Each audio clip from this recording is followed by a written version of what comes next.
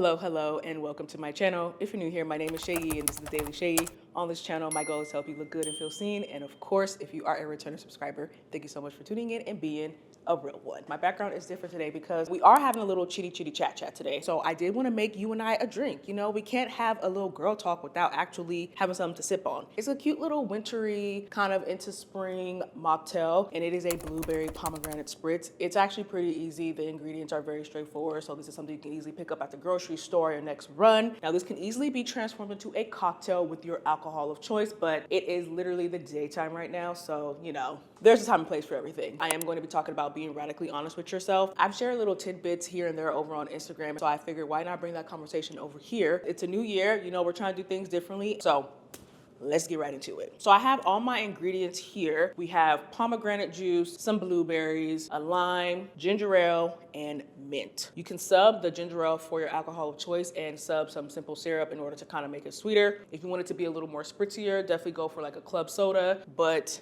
yeah, we're keeping this cutesy and appropriate for everybody. We got our lime. Just gonna cut right down the middle. And I'm gonna use this pitcher. This pitcher is from, I believe the brand is called Material. I will put them in the description. They did send this over to me in the summertime and I never really got to use it then. Take the first half and just squeeze, squeeze it into our pitcher. This is a juicy lime. Ooh. Take the other half. I mean, since it's just you and I'm only making enough for two. So we have one lime fully juiced. Now I'm gonna take a couple of blueberries. Blueberries are actually not my preferred berry of choice. I am definitely like a strawberry kind of girl, but I do think that blueberries have the color that I like, but also have the kind of like flavor profile that I like for this. So what I'm gonna do is just drop the blueberries in there. We are going to actually muddle it. I think that was like 5 blueberries. Do one more for good measure, you know?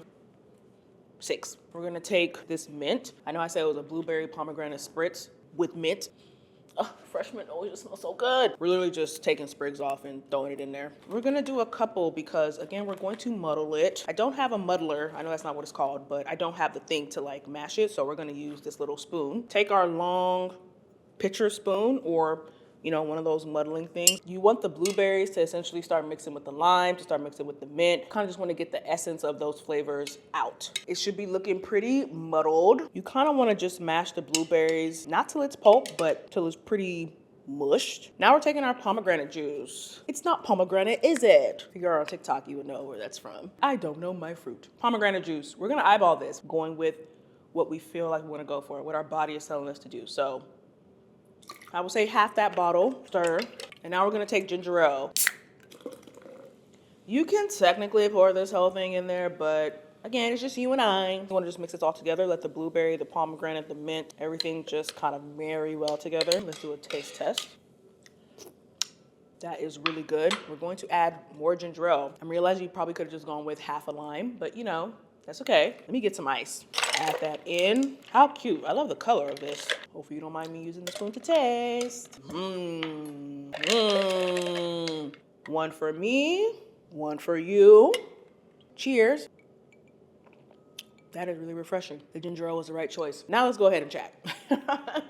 We got a lot to talk about. Come on. Growing up, I was pretty fearful of being my most authentic self, mainly because I had this fear that people would not like me. There's just inherent fear that if I showed who I truly was, then nobody would care about me, nobody would want to be my friend. And because of that, I think I formed sort of like a protective shield around myself, both in how I presented outwardly, but also how I thought of myself inwardly and how I talked to myself inwardly. When I look back now and think about how I've navigated through the world pre me being like very real with myself, I honestly feel a lot of times I was sort of hiding behind this ideology and this facade of what I felt other people would be accepting of. And I'm not gonna lie, that fear hasn't necessarily gone away. My deciding to be an influencer and a content creator was actually the antithesis to how I was moving through life. Putting myself out there isn't something that always came natural. Me deciding to do it, and even now in this space of me being more open and more,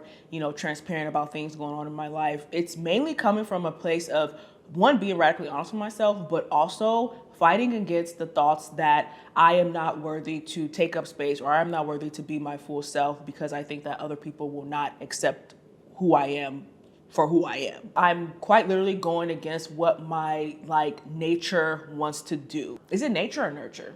It might be nurture. I'm going against what my nurture wants to do. I think part of my destiny or part of my mission here on this earth is to actually be open and transparent. Like for me specifically, I don't think that I can fulfill what I need to fulfill without actually being open and honest about things going on in my life. That fear is still present, you know, it's not like the fear has gone away. And it's just one of those things that I call like a thorn in my side. I have a bunch of thorns in my side that, you know, I've just realized like, I don't think this is ever gonna go away, but I have to rely on God to help me get through it, because if I rely on my own efforts, it's not gonna get me to nothing. Like if I truly relied on my own efforts to try to get away from the fear of being perceived or the fear of being judged or the fear of what other people thought about me, I would be debilitated. There have been so many times where I've prayed and I've been like, God, help me through this moment, because right now I'm having a hard time. You know, I'm having a hard time having honest conversations with yourself. I've always been somebody who likes to write out my thoughts. I'm not a journaler in this case of like, oh, every day I write something in my journal. No, because every day I don't got something to say.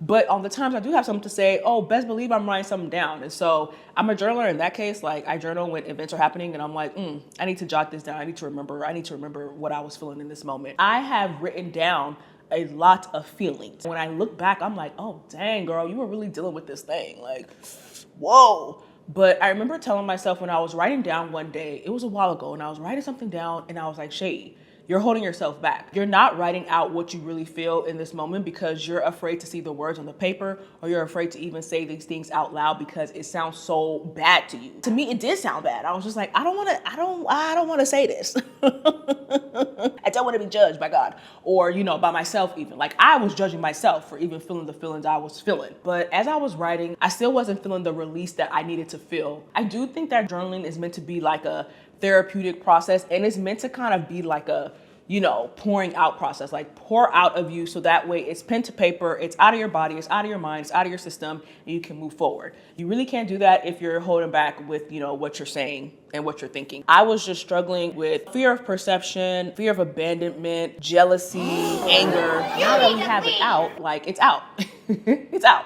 There's nothing you can do to really take it back because it's written on paper, but also you finally let it out. Like you finally was real with yourself, girl. Good job for actually finally taking a stand and saying what you felt like you needed to say in that moment. One kind of result of that was me feeling relief. That's like a weight off, because it almost felt like I was holding on to like a secret. But when you're in your own bubble, in your own corner, and in your time with God as well, like you should have the freedom to be able to say what you need to say. There's a range of things that people are dealing with, from minor to major. There's a whole lot in the middle that people are going through, that people are suffering with, that people are trying to fight against, that people are trying to battle against. And, you know, a lot of times they don't feel necessarily comfortable saying it out loud to other people because, you know, there's obviously a fear of being misjudged in your alone time. That's when you could do that. You can't pretend like you're above certain things, because at the end of the day, no, you're not, girl. I thought that a lot of times, like something like jealousy, I thought that I was above jealousy. That's not a godly attribute. That's not me. After my mom's passing, the jealousy was real and is real. Like it's not something that has necessarily just gone away. It's something I battle with because I have chosen to be honest about the fact that I battle with it. And I've chosen to be honest with God about the fact that I battle with it. And I've also recognized that I need to lean on God and lean on his word and know that he's done what he needs to do for me and continues to do what he needs to do for me. And I think I don't know if I still have it up. I might still have it up. I did a video a few years ago about the topic of jealousy and envy and the difference between the two, but also like how it is a very real thing that we're dealing with. And I think at the time when I did that video, I had just kind of come to terms with the fact that I dealt with this thing. And even saying it out loud again is like, and I can say through prayer, reminding myself of, you know, the word of God, but also reminding myself of who I am, I have gotten extremely better, thank the Lord. But it is still something that I deal with. I have to fight against that feeling more than I would like to admit, you know? And it's only because life has dealt what life has dealt to me. And losing my mom is a big part of that. It's a big, big, big gaping hole that obviously cannot be filled with things. And so I've gone through life since then kind of just feeling like a missing piece. I have been working really hard, really diligently to get over that. But that's one of my things. I talked about my decentering of men and relationships here, but also that was another thing, like relationships and this feeling of, feeling like I'm not good enough. I remember when I wrote it down, I was just like, not chosen, girl. Like, come on, get a grip. But that's how I felt. Now you admit it, so now what? Now how do you choose to move forward? Another thing that I had to address was my overthinking. And that for me is something that, to be honest, I genuinely do feel is a thorn in my side. Like, I don't know if I'll ever get over the overthinkingness of who I am. I feel like it's almost just a part of my being. And I don't say that in like a ha-ha, but I do say it in like a, it's real. This is something that I'm dealing with, and this is something that I've accepted that I may be dealing with for the foreseeable future. Being an overthinker is something that I had to come to terms with and just admit. I think a lot about a lot of things. People will say something and I'm like, I've already thought about it. When scenarios happen, I've already thought about like the 5, 6, 7, 10 different avenues that potential scenario can go down. Like, I tried to wrap my mind around how I can react to something so that way when it does happen that, I've already prepared my reaction. That's how much I overthink. Once I came to terms with even that thought process, now I can move forward. You can't move forward if you're not actively addressing like said issues in life, We can't pretend, we can't fake it. You can fake it until you make it, but I don't necessarily agree with that. There's only so much faking you can do until it comes to bite you in the butt and you're like, wait, whoa. I 100% do agree that childhood things definitely affect your adult life. Things that you probably thought that you were over and you realize, oh shoot, I am not really that over that as much as I thought I was. You have to be willing to sit with the uncomfortable feeling. You have to be willing to be uncomfortable with people and with yourself. I think when you learn to be uncomfortable with yourself, you're gonna be okay with being uncomfortable with other people. In terms of having uncomfortable conversations, hard conversations, being real about something, having conversations where you guys have different point of views and you have to like sit and listen to what the other person has to say. I honestly think that it all starts within. Like, you cannot put out what you don't give to yourself. I can maybe say I'm maybe slightly over-aware. I'm very self-aware. I knew who I was from a very young age.